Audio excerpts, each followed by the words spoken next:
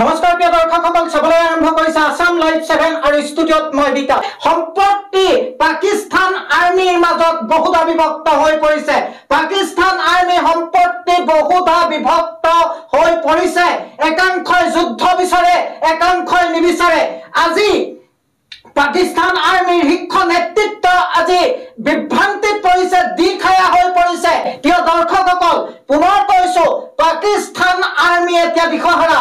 পাকিস্তান আৰ্মিৰ মাজত সম্পত্তি একতাৰ অভাৱ হৈছে, যাক লৈ চিন্তিত হৈ পৰিছে পাকিস্তান চৰকাৰ, পাকিস্তান সেনাপ্ৰধান। আপোনালোকে চাওক, এইটো এটা বিশেষ ভিডিঅ' য'ত পাকিস্তানৰ সেনাৰ নেতৃত্বই আজি সৈনিকসকলক তেওঁলোকৰ মনোবল অটুট ৰাখিবৰ বাবে আল্লাহৰ নামত আৱেগিক কৰিব বিচৰা হৈছে। আল্লাহৰ নামত তেওঁলোকক আৱেগিক কৰিব বিচৰা হৈছে। যুদ্ধলৈ যিসকলে যাবলৈ অমান্তি প্ৰকাশ কৰিছে, অনিচ্ছুক হৈছে, তেওঁলোকক যুদ্ধক্ষেত্ৰলৈ যাবলৈ আল্লাহৰ নামত তেওঁলোকৰ মনোবল বঢ়াবলৈ চেষ্টা কৰিছে। কিন্তু প্ৰশ্ন হয়, আল্লাহৰ নামত এতিয়া এইসকল সৈনিকৰ মনোবল বঢ়াব পাৰিবনে? ইয়াৰ পিছত আপোনালোকক আমি দেখুৱাম পাকিস্তান সেনা কেনেধৰণে বিভক্ত হৈ পৰিছে। প্ৰথমে চাই লওঁ আহক, কেনেধৰণে পাকিস্তান সেনাসকলক শীৰ্ষ নেতৃত্বই মনোবল বঢ়াবৰ বাবে আল্লাহৰ নামত আৱেগিক কৰিছে। চাওঁ আহক। अल्लाह तुम लोगों के साथ है,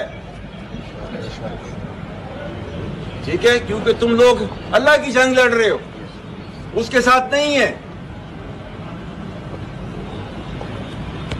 क्योंकि अल्लाह ने हुक्म दिया हुआ है, आपने ये सारे काम किए हैं। अल्लाह ताला ने हुक्म दिया है कि जो अल्लाह और उसके रसूल से लड़ाई करता है और जमीन पर फसाद करता है, साथ ही उसको ये भी पता होना चाहिए ज़ालिका ख़िज़्युन फ़िल हयात दुनिया, यही है ना। और आखिरत में ये दुनिया में सजा है, उसकी आखिरत में और मिलेगी, ठीक है। ये है आपका कानून, ये है अल्लाह का कानून, और आप चूंकि अल्लाह के कानून पे चल रहे हो, आप अल्लाह के सिपाही हो।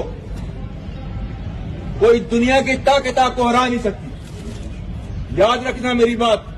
প্ৰিয় দৰ্শকসকল, আপোনালোকে দেখিলে কেনেকৈ সেনাবাহিনীৰ শীৰ্ষ বিষয়াই আল্লাহৰ নামত সৈনিকসকলক আৱেগিক কৰি তুলিব বিচৰা হৈছে। আল্লাহৰ নাম লৈ তেওঁলোকক ৰণাংগনলৈ পঠিওৱাৰ ব্যৱস্থা কৰিছে তেওঁলোকে। কিন্তু এতিয়া প্ৰশ্ন হয় যে আল্লাহৰ নামত এইসকলে যাবনে যুদ্ধক্ষেত্ৰলৈ? আল্লাহৰ নামত এইসকলে পুনৰ ৰণাংগনত পদধ্বনি দিবনে? প্ৰিয় দৰ্শকসকল, অতি গুৰুত্বপূৰ্ণ কথা যে 1947 চনত জন্ম লাভ কৰা পাকিস্তান আজি বিখণ্ডিত হোৱাৰ পথত। যেনেকৈ 1971 চনত স্বাধীন বাংলাদেশে আত্মপ্ৰকাশ কৰিছিল, আজি পাকিস্তানৰ বুকুৰ পৰা ওলাই যোৱাৰ উপক্ৰম হৈছে স্বাধীন বেলুচিস্তান।